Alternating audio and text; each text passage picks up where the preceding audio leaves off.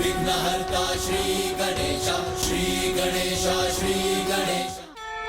महाराज दिवोदास, माँ के 9 रूपों की कथा के प्रथम प्रसंग में अभी तक आपने ये सुना कि किस प्रकार माता सती के देहावसान के पश्चात महादेव अशांत होकर चिरकाल के लिए ध्यान में लीन हो गए, जिसके कारण सृष्टि में भांति भांति के संकट भी उत्पन्न होने लगे थे। और इसी मध्य माता शैलपुत्री के आविर्भाव के पूर्व एक महासंकट विस्फोट होने की प्रतीक्षा में था, जो वज्रंग की पत्नी वारंगी के उदर में पल रहा था।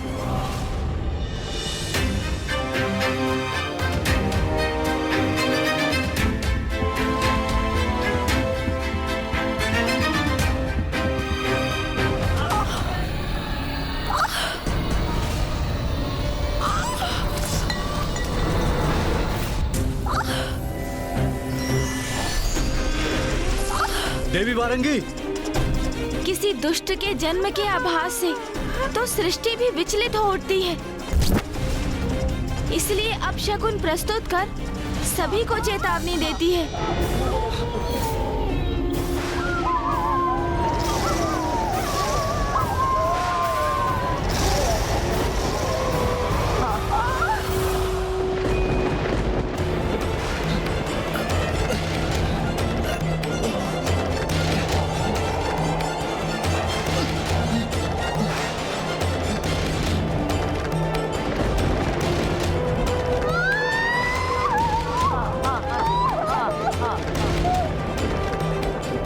इतने अनिष्टकारी संकेत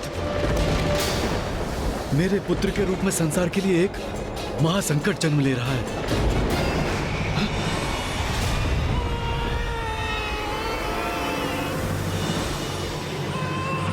ये लीजिए आपका पुत्र।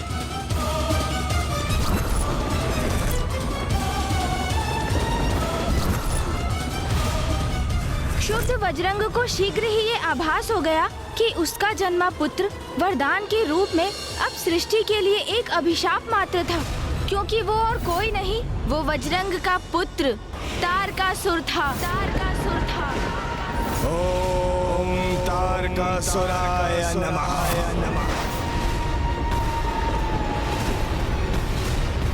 माता शक्ति संसार से लुप्त थी, उसी का दुष्परिणाम था ये, क्योंकि उनके लोप होने से संसार का संतुलन बिगड़ रहा था और जो उत्पन्न हो रहा था वो तो दुष्टता और बुराई का ही प्रतीक था।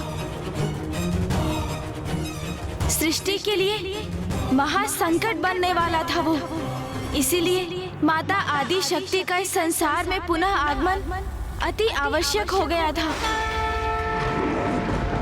वारंगी पुत्र तारक वो दुष्ट था जो तारकासुर के नाम से कुख्यात होकर संसार पर संकट बनकर छाने वाला था।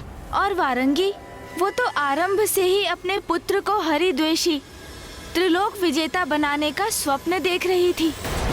उसने तो अपने पुत्र के हृदय में हिंसा, लोभ, कुटिलता आदि के विचार भर दिए थे।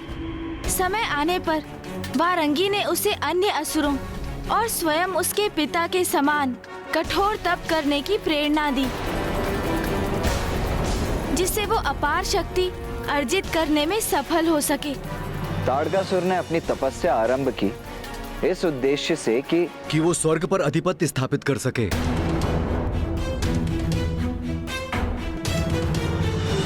नहीं महाराज, स्वर्ग पर अपना आधिपत्य प्राप्त करना तो उस दुष्ट के लिए तुच्छ सी बात थी। पूर्व के सभी असुरों से भिन्न उसने ब्रह्मदेव से ऐसा वरदान मांग लिया था जो सर्वथा अनूठा था। ओम ब्रह्मदेवाय नमः। ओम ब्रह्मदेवाय नमः। ओम ब्रह्मदेवाय नमः। ओम ब्रह्मदेवाय नमः। ओम ब्रह्मदेवाय नमः। ओम ब्रह्मदेवाय नमः। ओम ब्रह्मदेवाय नमः। ओम ब्रह्मदेवाय नमः। वत्स तारकासुर,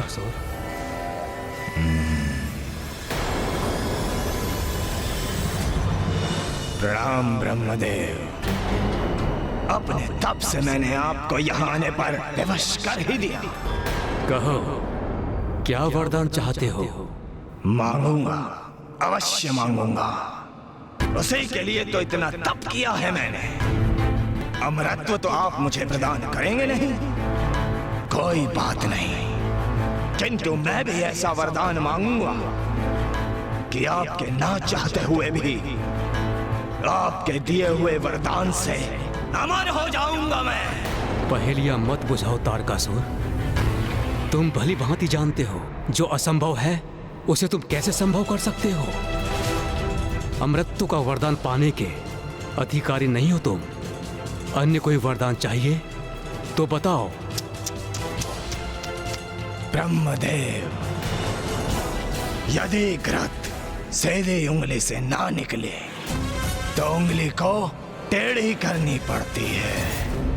महाज्ञानी हैं आप, किंतु इतना भी नहीं समझते।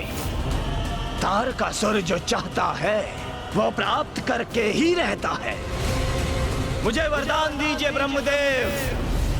महादेव की आदि शक्ति के प्रति कामेक्षा जागृत होने पर महादेव की जो शक्ति उत्पन्न हो उससे उनके जिस पुत्र का जन्म हो और जो भविष्य में देव सेनापति के पद पर स्थित हो, एकमात्र वही महादेव पुत्र मेरा वध कर सके।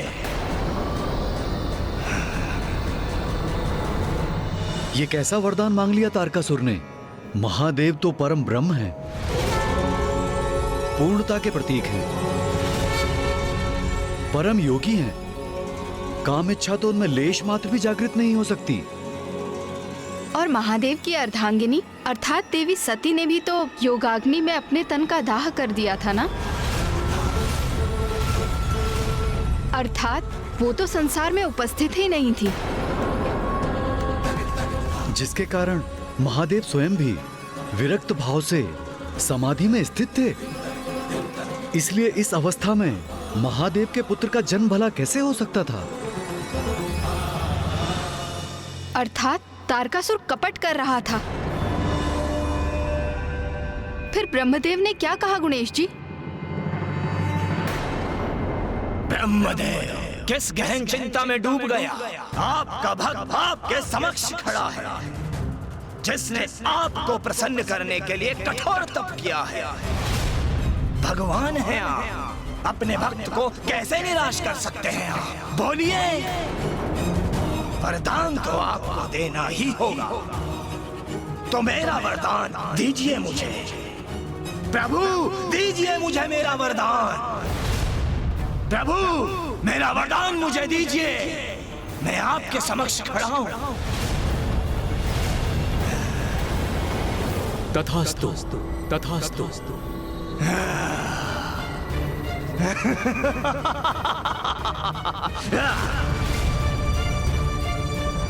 प्रणाम ब्रह्मदेव।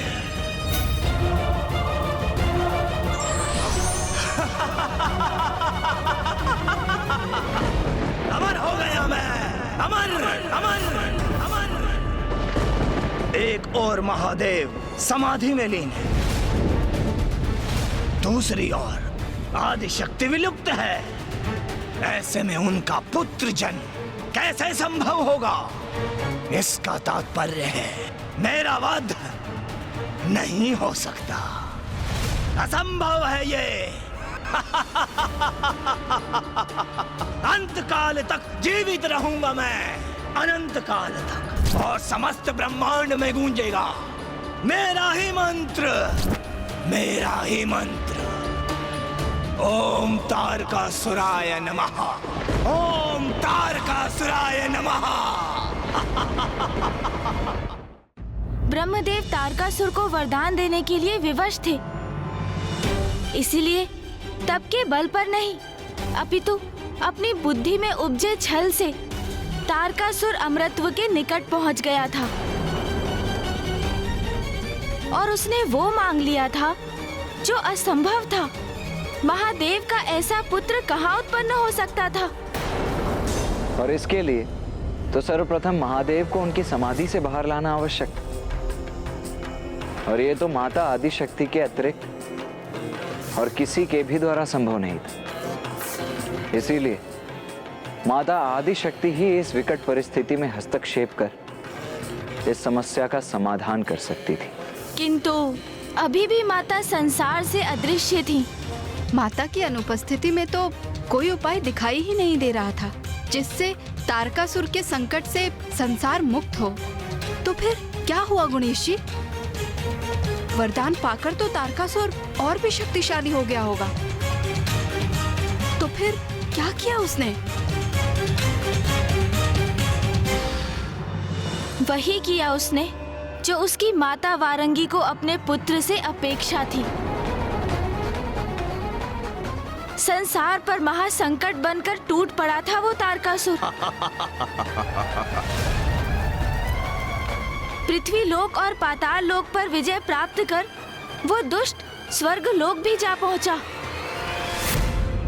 मेरा ये विश्वास कि मेरे भ्राता वज्रंग ने तुम्हें धर्म के मार्ग पर प्रेरित किया होगा, ये बहुत बड़ी भूल थी, बहुत बड़ी भूल। क्योंकि तुम भी पथभ्रष्ट होकर वही भूल कर रहे हो जो बहुत समय पहले तुम्हारे पिता ने की थी।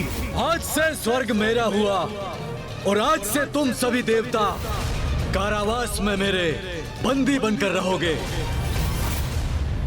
किंतु तारकासुर, तुम्हारे पास सब भी समय है, सुधर जाओ, अपनी भूल को सुधार लो और अपने पिता का अनुसरण करो। भ्राता, भेदभाव करो तुम और भुगतू मैं। जब स्वर्ग में स्थित सभी सुख अकेले भोगते हो, तब क्या तुम्हें अपने असुर भ्राता स्मरण होते हैं? अरे स्वर्ग पर यदि हमारा अधिकार है तो तुम भी पाताल की अकूट संपदा के स्वामी हो। वो संपदा मेरे लिए पर्याप्त होती तो क्या मैं ब्रह्मदेव की घोर तपस्या करके यह वरदान प्राप्त करता? स्वर्ग तो मुझे चाहिए और वो मैं लेकर रहूंगा। त्रिलोक विजेता बनूंगा मैं। त्रिलोक सब मेरे अधीन होंगे और सर्वत्र गूंजेगा मेरा मंत्र, ओम तारकासुराय नमः, ओम तारकासुराय नमः। इसकी इतनी उद्दंडता, ये भी अपने पिता के समान सुपथ से भटक चुका है। देवगण, आप सभी यहीं प्रतीक्षा कीजिए, मैं अभी इस दुष्ट को उचित पाठ सिखाकर आता हूं।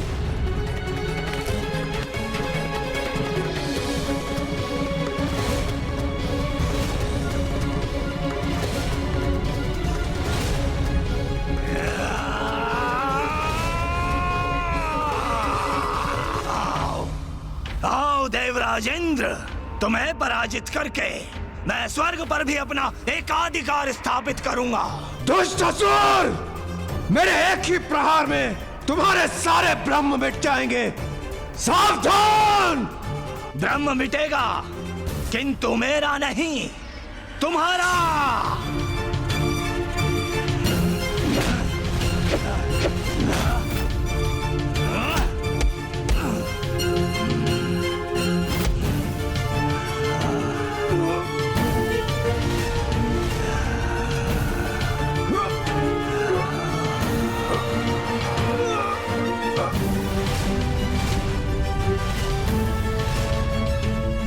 ये क्या? इसने तो देवराज को भी भुजा में जकड़कर ऊपर उठा लिया। इंद्रदेव का ऐसा अपमान कदापि सहन नहीं करेंगे हम। तारकासुर, तुम्हारा इतना दुस्साहस! मूर्ख देवताओं, शीघ्र तुम भी उसी अवस्था में होगे जहां पर तुम्हारे देवराज इंद्र हैं।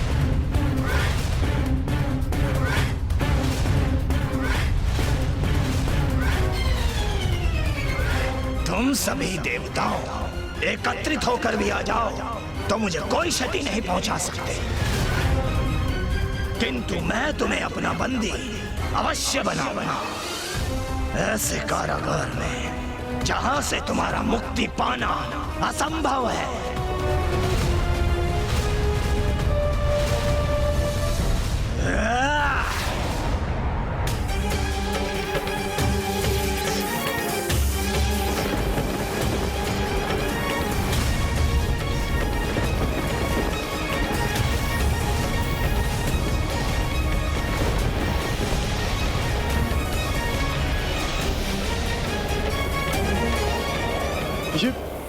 ये कैसे प्रवेश द्वार है जिन्हें ये नियंत्रित कर रहा? कुछ भी हो, हमें आक्रमण तो करना ही होगा।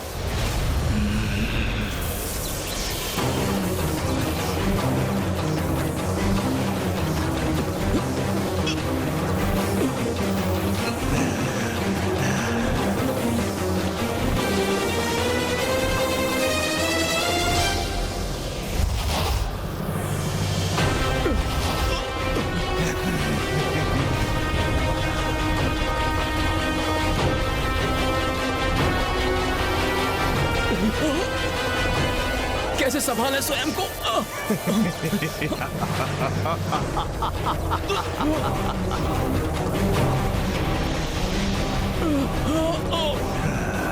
इस प्रकार तो सूर्यदेव, वायुदेव, वरुण देव और अग्निदेव इस संसार से लुप्त हो जाएंगे, और यदि ऐसा हुआ तो इस संपूर्ण सृष्टि का सर्वनाश हो जाएगा। इंद्रदेव, इन देवताओं के साथ सृष्टि की रक्षा तुम्हारे निर्णय पर टिकी है। तुम चाहो तो इन देवताओं की रक्षा संभव है।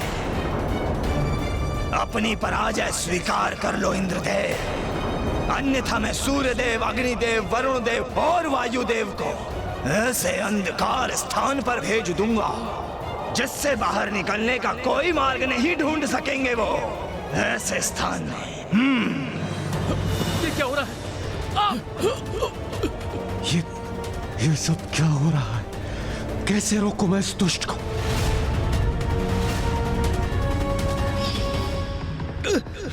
पानी नहीं है, प्रभु, ये क्या हो रहा है?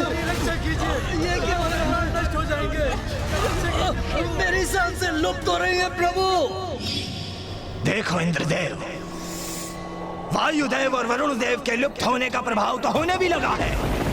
धीरे धीरे सूर्यदेव भी ऐसे ही लुप्त हो जाएंगे, और यदि एक बार वो अदृश्य हुए तो सृष्टि अंधकार में डूब जाएगी, और वो तो बस आरंभ होगा। देवताओं के लुप्त होने के परिणाम स्वरूप उनके विनाश का शीघ्र ही निर्णय लेना होगा। तुम इस सृष्टि की रक्षा करोगे या ये सर्वनाश होने दोगे? बताओ। नहीं इंद्रदेव, पराजय स्वीकार मत कीजिएगा। नहीं, कदापि नहीं, कदापि नहीं दुष्ट। कदाचित इतना पर्याप्त नहीं है तुम्हारे लिए इंद्रदेव, तो उचित है मैं तुम्हें भी इस अंधकार में धकेल देता हूं। जाओ।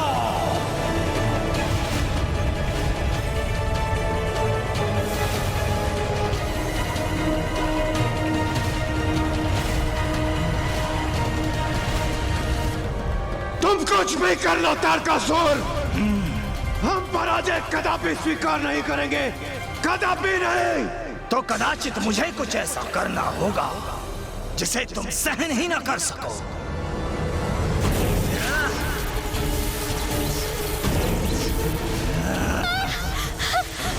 स्वामी, स्वामी रक्षा कीजिए स्वामी।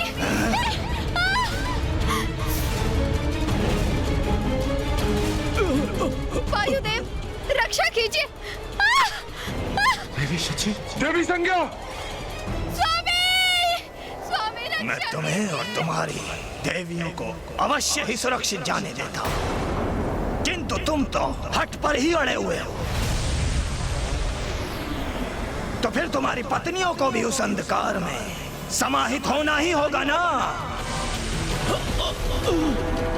वायुदेव रक्षा कीजिए। रक्षा कीजिए स्वामी, रक्षा कीजिए स्वामी, स्वामी रक्षा कीजिए। स्वामी, स्वामी रक्षा कीजिए। तारकासुर अनुचित कर रहा है हमारे साथ। कैसे बचाव करें अब हम? रुक जाओ, रुक जाओ तारकासुर, मैं पराजय स्वीकार करता हूँ, स्वीकार करता हूँ मैं पराजय। क्या कहा तुमने? पराजय स्वीकार की तुमने?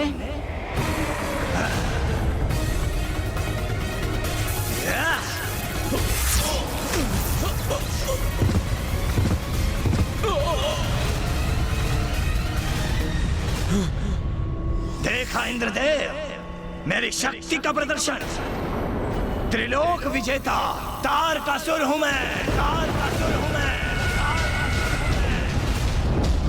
मेरी एक बात का स्मरण रखना इंद्रदेव, आज के बाद मेरी तुलना मेरे पिता से भूल कर भी मत करना।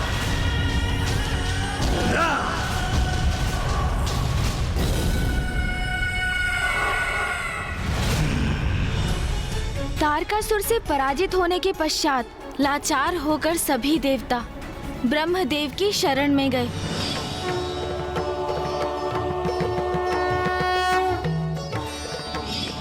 ब्रह्मदेव के पास देवताओं के प्रश्नों के कोई ना कोई उत्तर और इस संकट के निवारण का कोई ना कोई उपाय अवश्य रहा होगा, है ना गणेश जी? क्योंकि उन्होंने ही तो तारकासुर को वरदान दिया था। मात्र ईश्वर से ही सभी प्रश्नों के हल की अपेक्षा करना उचित नहीं। हमें स्वयं भी प्रयास करने चाहिए।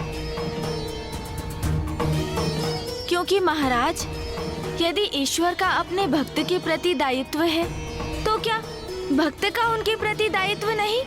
अवश्य, भक्त का भी ईश्वर के प्रति बहुत बड़ा दायित्व है।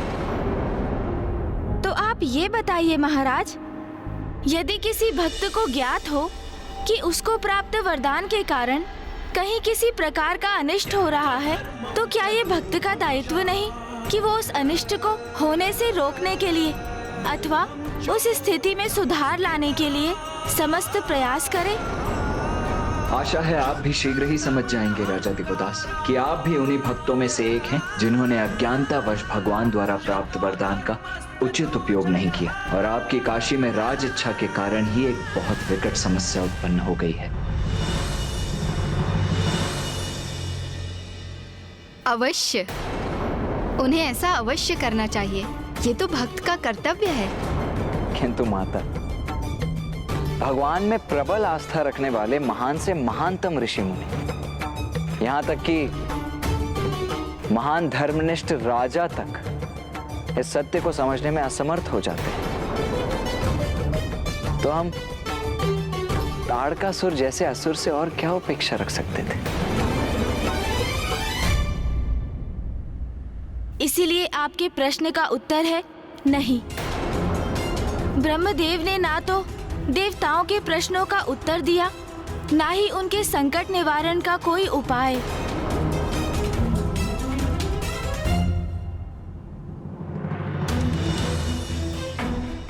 तारक का अंत मात्र महादेव और आदि शक्ति के पुत्र से ही हो सकता है,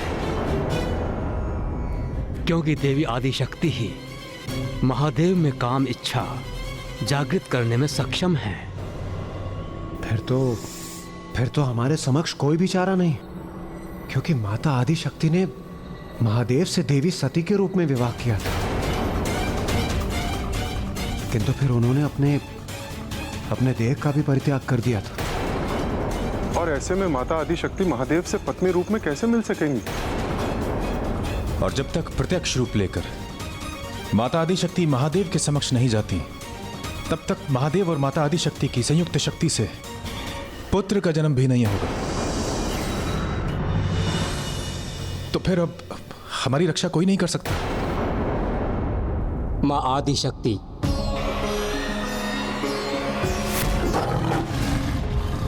अब उनके आगमन से ही इस तारकासुर नामक संकट का अंत संभव हो सकता है। माता आदि शक्ति का तो कहीं कोई अस्तित्व ही नहीं है, तो फिर वो हमारी सहायता कैसे कर सकती? देवगण, मुझे स्मरण है वो संकल्प।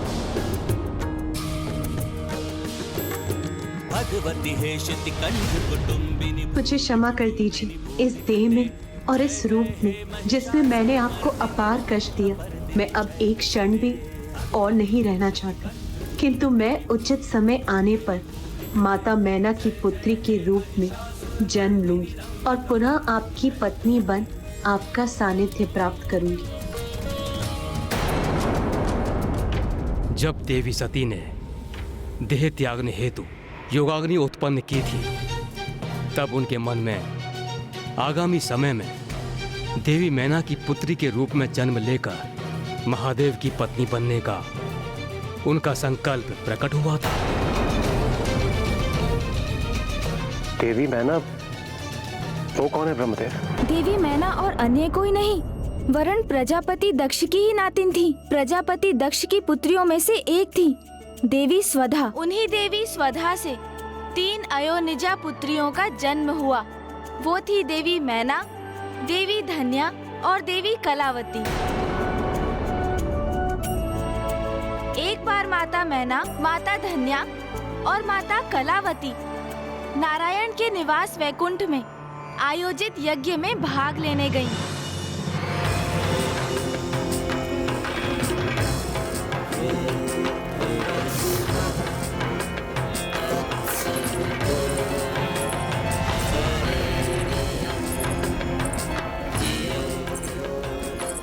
आप सभी देवताओं को हमारा प्रणाम। देवी मैना, देवी धन्या और देवी कलावती, आप सभी को यहाँ पाकर मैं अत्यंत प्रसन्न हुई। आइए और अपना स्थान ग्रहण कीजिए।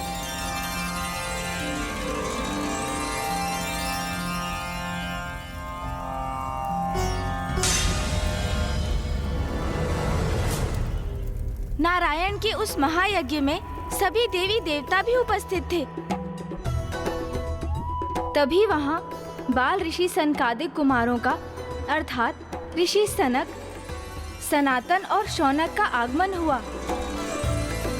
सभी स्वागत हेतु उनके सम्मान में अपने अपने स्थान पर खड़े हो गए, किंतु माताएं, माता मैना, धन्या एवं कलावती अपने स्थान पर ही स्थित रहीं। उनके द्वारा अपनी ऐसी अवमानना से चकित ऋषिवर उन्हें दंडित करने पर बाध्य हो गए, क्योंकि ऋषियों का अपमान दंडनीय अपराध है।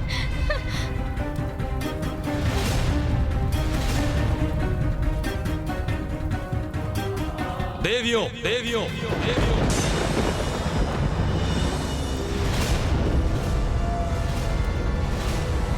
तुम तीनों देवियों ने हमारा अपमान किया है और मनुष्य की भांति अपने अहंकार का परिचय दिया है। इसीलिए तुम्हें पृथ्वी लोक में मनुष्य योनि में जन्म लेना होगा।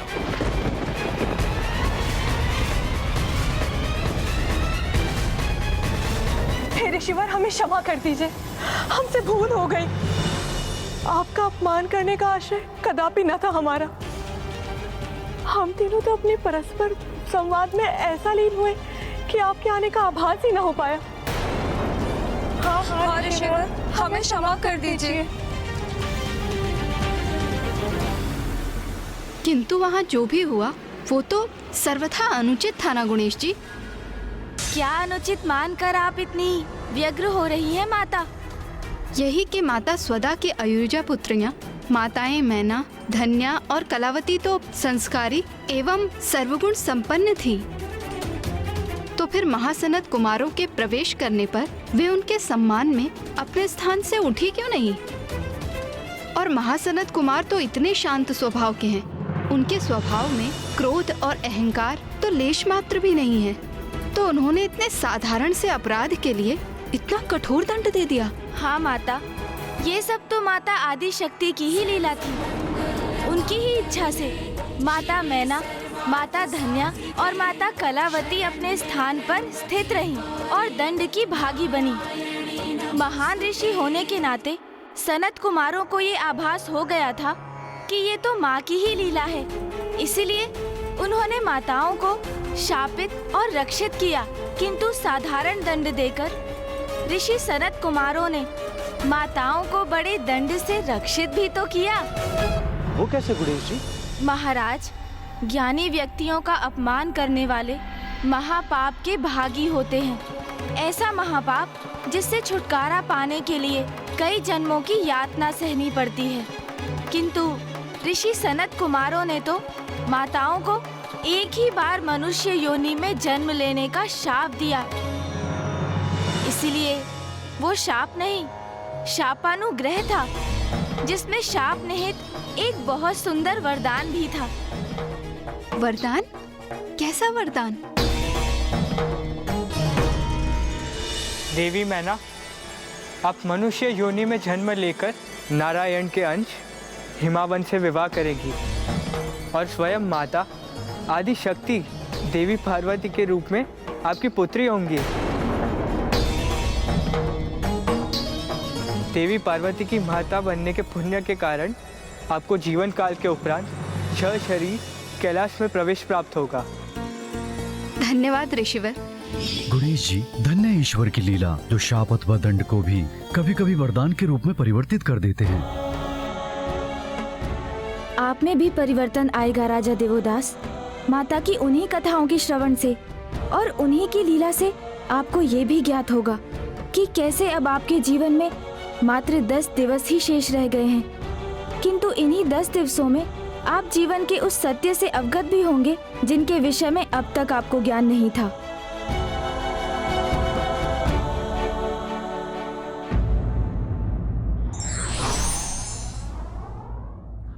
जो व्यक्ति अपने अधिकार की सीमा नहीं समझता, उसे उसका भयंकर परिणाम भुगतना पड़ सकता है।